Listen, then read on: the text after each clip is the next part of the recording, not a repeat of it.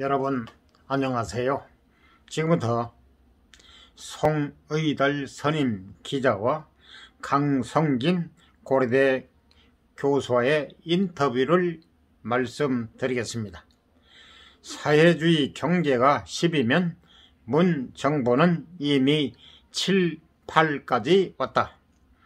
지난해 우리나라 경제 성장률은 1998년 이후 22년 만에 가장 낮았다. 취업자 수와 경제활동 인구는 22년 만에 가장 많이 줄었다. 1인당 국민소득은 2년 연속 감소했다. 거의 모든 한국 경제 지표에 비상신호가 울리고 있는 지난달 말, 강성진 고려대 경제학과 교수를 서울 캠퍼스 연구실에서 만났다. 그는 한국 경제가 지금 벼랑 끝으로 가고 있다며 최근 4년 같은 정책 기조가 계속된다면 우리나라의 미래가 암담하다고 말했다. 강 교수는 보수 우파 싱크탱크인 한반도 선진화재단에 참여해 2018년부터 3년간 재단 산하 국가전략연구회 회장을 지냈고 작년 10월부터는 정책위원회 의장을 맡고 있다. 이유를 물었더니 그는 좌파 쪽으로 기울어진 운동장에서 균형을 맞추는데 보탬이 되고 싶어서라고 답했다. 온화한 학자 모습인 그는 분명하고 조곤조곤한 목소리에 몸집도 크지 않았다. 하지만 통계 수치를 바탕으로 논리를 펼 때는 손놀림이 커지고 목소리 톤도 높아졌다. 소득 분배 악화의 주범은 문 정부. 문재인 정부 출범 4년 만에 왜 이렇게 경제가 나빠졌나? 코로나19 팬데믹 영향은 지난해 1년뿐이고 근본적으로 경제정책 노선이 크게 잘못됐기 때문이다. 같은 진보 성향인 노무현 정권만 해도 민간의 역할과 시장 자유를 어느 정도 인정했다. 그러나 지금 정권은 민간과 기업에 군림하고 통제만 하고 있다. 기자 질문. 역대 정부도 기업을 통제하지 않았나? 1960년 내지 70년대에는 정치가 기업을 통제하되 성장을 도와줬다. 1980년 내지 2000년대에는 정치와 기업이 윈윈했다.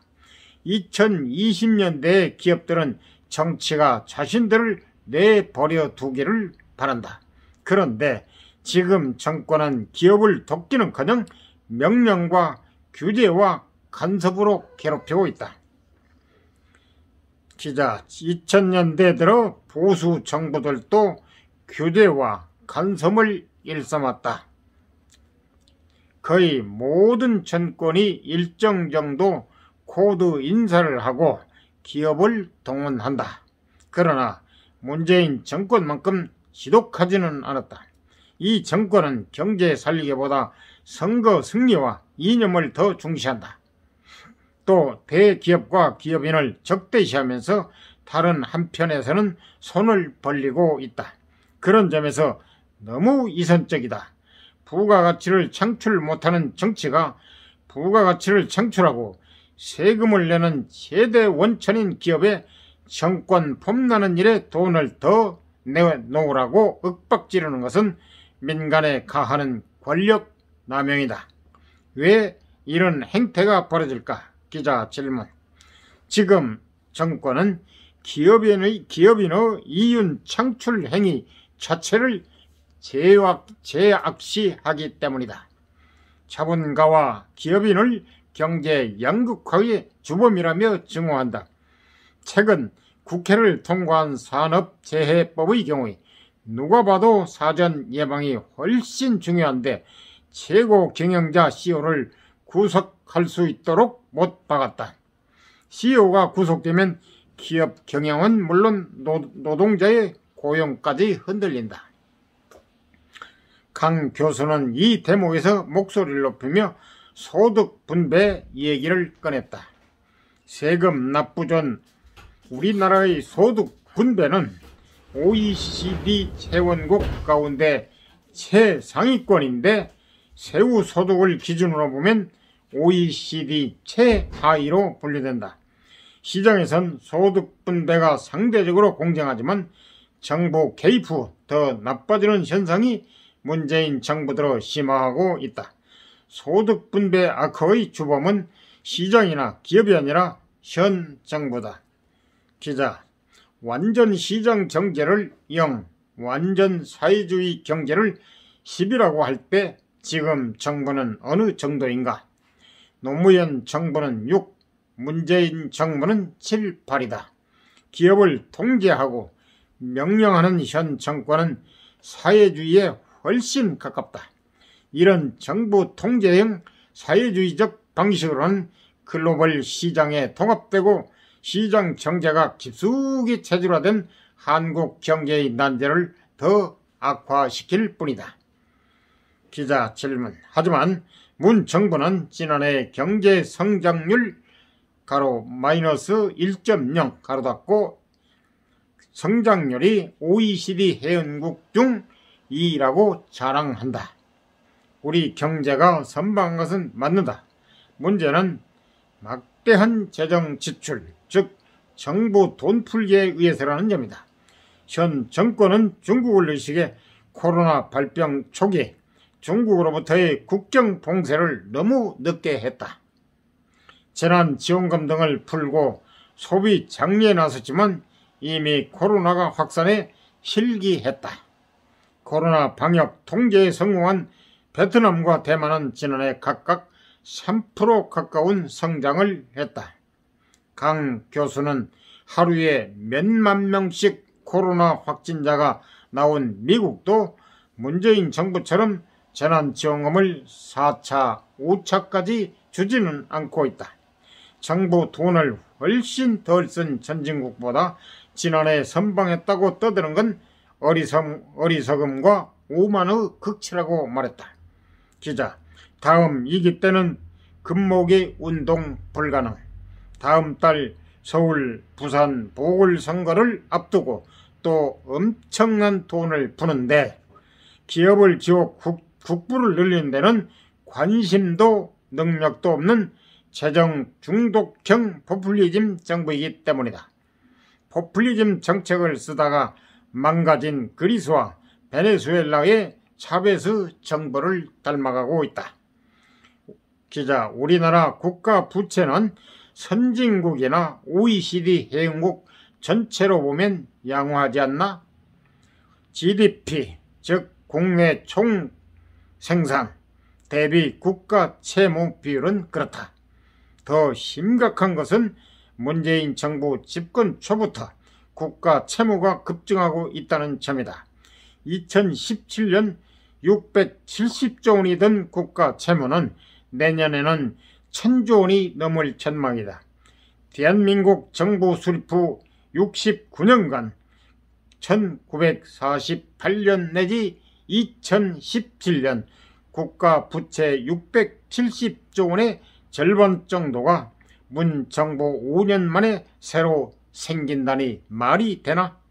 강 교수는 지금 추세라면 문재인 정부는 매년 평균 80조 원 이상의 국가 채무를 늘려 역사상 가장 많은 부채를 국민에게 떠넘긴다며 애환 2기 당시 김대중 정부도 국가 부채를 늘리지 않으려고 재정 건전성 유지에 최선을 다했다. 이 정권처럼 무책임한 건 처음이라고 했다. 이 말을 하면서 2시간여 인터뷰 중 그의 표정이 가장 격앙됐다. 기자, 그럼 무엇을 해야 하나? 채무를 많이 늘린 만큼 중세 논의를 시작해야 한다. 그렇지 않으면 내년 5월 출범할 차기 정부 경제 운영이 매우 힘들 것이다. 문 정부는 올 들어 이미 74조 원 정도의 적자 재정 편성을 했고 다시 2개월여 만에 2번에 걸친 추경을 얘기하고 추가로 또 하겠다고 한다. 이런 염치 없는 재정 운영도 중단해야 한다. 기자, 그런데 최근엔 야당도 포퓰리즘 공약을 내놓고 있지 않나? 돈을 준다는데 싫어할 국민이 있겠나? 하지만 다음 정권도 지금처럼 5년 내내 빚잔치를 한다면 국가 부도 사태가 벌어질 수 있다. IMF 경제 위기 같은 외부 충격 때는 국민들이 단합해 이겨냈다. 하지만 베네수엘라처럼 내부 요인으로 경제 위기가 발생한다면 금 모으기 운동 같은 건 불가능하다. 경제 주체 간의 갈등과 대립이 먼저 폭발할 것이다. 기자, 최근 4년간 25차례의 부동산 대책이 모두 별 효과 없는데 정부가 주도해 압박하면 시장 가격이 떨어질 것이라는 착각에서 대책을 만들기 때문이다. 자본주의 메커니즘을 무시하고 개인의 자율과 인센티브를 인정하지 않는 정부 주도 통제형 정책은 필패할 수밖에 없다. 기자, 공정경제 3법, 상생 3법, 가로 열고 협력 이익 공유법, 사회연대기금법, 손실보상법 같은 기업 규제법이 쏟아지고 있다. 기업들은 법인세 납부로서 자신들의 이익을 정부 및 사회와 공유했다. 이익공유법이나 사회연대기금법은 정부가 쓸 돈을 기업들이 더 내놓으라는 사회주의적 정책이다. 자발적으로라고 하지만 누가 돈을 더 내고 싶겠나. 차라리 사회주의 국가처럼 기업을 국유화해놓고 동원하는 게 솔직하다. 기자, 문재인 정부의 친노동자 반기업 노선이 선명한데 노동자 가운데는 실업자, 휴업자, 비정규직, 정규직 노동자 등이 있다. 그런데 문재인 정부는 민노총 조합원 같은 정규직에게만 유리한 친정규직 노동자 중심 정책을 펴고 있다. 그 결과 기득권을 가진 정규직들의 고용 안전성만 좋아지고 이 30대의 일자리는 갈수록 줄고 있다. 민간 활력 떨어져 청년 실업 악화 우려. 기자, 문재인 경제의 후유증은 없을까? 최저임금 인상이나 기업의 투자 의욕 감소 같은 것들은 정권이 바뀌어도 되돌릴 수 없다. 막대한 재정 투입으로 경제 성장이 이루어지는 바람에 민간의 성장 기여도가 계속 떨어지고 있다. 앞으로 매년 40만 내지 50만 명의 젊은이가 노동시장에 나오는데 민간의 활력이 떨어진 상황에서 이들이 일자리를 얻을 수 있을지 걱정된다. 기자, 강 교수는 경제가 최악인데 야당까지 침묵하고 있는 게 안타깝다고 했다. 기자, 지금 야당에 한마디 한다면 공부 안 하는 정당, 전략 없는 즉흥적인 정당이란 오명을 떨치고 정책적 일관성과 타당성을 갖고 대안을 내놓아야 한다. 예컨대 현 정부의 규제 일변도 부동산 정책에 대한 대안으로 시장 원리를 중심으로 하되 개발 이익금을 무주택자나 서민 등 사회적 약자에게 쓰는 방안 등을 명확하게 밝혀 국민의 의지를 받아야 한다. 국민의 지지를 받아야 한다. 국민들은 야당의 대안 창출 능력 등을 보면서 표를 줄 것인가를 결정한다. 기자, 우파는 자유시장 경제라는 해묵은 대안만 대내고 있다. 시장 경제 만능주의는 시대착오적이다. 시장을 주도로 하되 복지 정책 등 정부가 잘 할 수 있는 것은 정부에 맡겨야 한다. 시장과 정부가 대립이 아닌 상호 시너지를 내며 갈 수 있는 정책 대안을 찾아야 한다. 기자, 본인의 소신인가? 그렇다. 정부의 시장은 각각 자기 역할이 있다. 정부와 시장의 장점을 결합한 조화로운 정책 운영이 필요하다. 강성진은 누구인가?